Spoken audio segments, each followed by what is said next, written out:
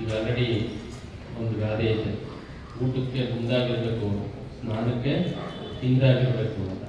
ಇದೇ ನನ್ನ ಜೀವನದ ಕೊನೆ ಅಂತ ಹೇಳಿ ತಿಳ್ಕೊಂಡು 3 ಮಾರ್ಕ್ಸ್ ತಗೊಂಡಿದ್ದು. ನಾನು ಕ್ಲಾಸ್ ಎಲ್ಲ ಕೇಳಿದ್ದೀನಿ ವರ್ಷ ಪೂರ್ತಿ, ಆದರೂ ನಾನು ಪಾಸ್ ಆಗೋಕ್ಕಾಗಲಿಲ್ಲ ಅಂತೇಳಿ ಕೊನೆಗೆ ಮನನೊಂದು ಇದ್ದಂಥ ಸಂದರ್ಭದಲ್ಲಿ ಏನೋ ದೇವರು ಕೊಟ್ಟಂಥ ಒಂದು ಅವಕಾಶ, ಅದನ್ನು ಬಳಸ್ಕೊಂಡು ಅದೇನಾಗುತ್ತೋ ಗೊತ್ತಿಲ್ಲ, ಒಟ್ಟಿನಲ್ಲಿ ನೆಕ್ಸ್ಟ್ ಅಕ್ಟೋಬರ್ 98 ಆ ವ್ಯಕ್ತಿ ಪಾಸ್ ಆಗ್ತಾನೆ.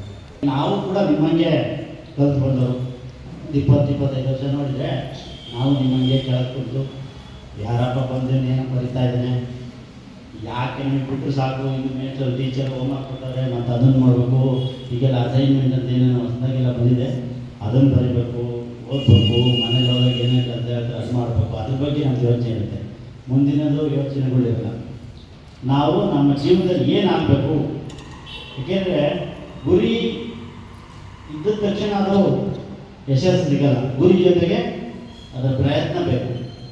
ಅದಕ್ಕೆ ಈಗಲಿಂದಲೇ ಬುನಾದಿ ಬೇಕು. ನೀವು ಈಗಲಿಂದಲೇ ಅದಕ್ಕಾಗ್ತಾ ಹೋದರೆ ಮುಂದೆ ಕಷ್ಟ ಆಗಲ್ಲ. ಮುಂದೆ ನೀವು ಏನೋ ಮಾಡಬೇಕು ಅಂತಂದ್ರೂ ಒಂದೇ ಸತಿ ನೀವು 10 ಮೆಟ್ಲು ಹತ್ತಕ್ಕಲ್ಲ, ಒಂದೊಂದೇ ಮೆಟ್ಲು ಹತ್ತಾ ಹೋದಾಗ ನಿಮಗೆ ಗುರಿ ತಲುಪೋದು ಸಾಧ್ಯ, ಸುಲಭ ಆಗುತ್ತೆ.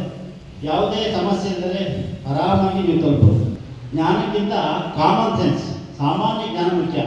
ಆ ತಕ್ಷಣಕ್ಕೆ ನಾವು ಅದನ್ನು ಏನು ಸಮಸ್ಯೆ ಬರುತ್ತೆ ಅದನ್ನು ಅರ್ಥಕೊಂಡು ಅದನ್ನು ಹೆಂಗೆ ಸಾಲ್ವ್ ಮಾಡ್ತೀವಲ್ಲ ಅದು ಅತ್ಯಂತ ಮುಖ್ಯವಾಗುತ್ತೆ. ಅಬ್ದುಲ್ ಕಲಾಂ ಹೇಳ್ತಾರಲ್ಲ, ಕನಸು ಕಾಣದೆ ಯಾವುದೇ ಕಾರಣಕ್ಕೂ ನಿಲ್ಲಿಸಬಾರ್ದು. ನಿಮ್ಮ ಜೀವನದಲ್ಲಿ ನಿಮ್ಗೇನೋ ದುಡ್ಡು ಕೊಂಡ್ಕೊಳ್ಳೋಕ್ಕಾಗಲ್ಲ ಅಂದರೆ ಅದು ಸಮಯ.